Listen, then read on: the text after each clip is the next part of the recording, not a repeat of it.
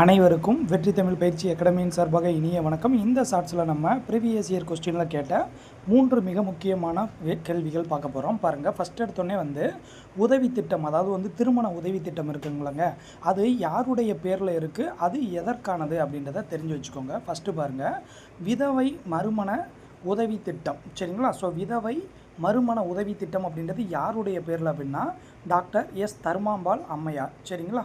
அடுத்தது ஏழை விதவைகளின் மகள்களுக்கான திருமண உதவி திட்டம் ஈவேரா மணியம்மை. சரிங்களா? அவங்களுடைய பேரில் இருக்குது.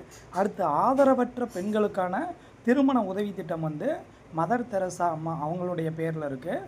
கலப்பு திருமண உதவி திட்டம் டாக்டர் முத்துலட்சுமி ரெட்டி அவங்களுடைய பேரில் இருக்குது. சரிங்களா? அப்போ விதவை மறுமண உதவி திட்டம்னா டாக்டர் எஸ் தர்மாம்பாள், ஏழை விதவைகளின் மகள்களுக்கான உதவி திட்டம் அப்படின்னா ஈவேரா மணியம்மை, ஆதரவற்ற பெண்களுக்கான திருமணம் அப்படின்னா அன்னை தெரசா, கலப்பு திருமண உதவி திட்டம் அப்படின்னா டாக்டர் முத்துலட்சுமி ரெட்டி. சரிங்களா? இது ஒரு வினா. அடுத்த வினா பாருங்கள்.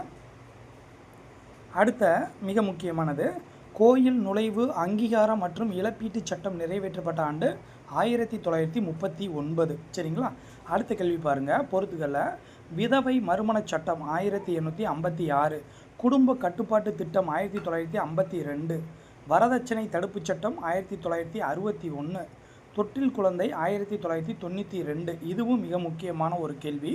ஸோ இதுக்கான ஆன்சர் பார்த்திங்கன்னா ஆப்ஷன் ஏ 3, 1, அதுக்கப்புறம் 4, 2. சரிங்களா? ஸோ மிக முக்கியமான பகுதி. இந்த 3 வினாக்களும் முத்தான வினாக்கள், நல்லா பார்த்து வச்சுக்கோங்க.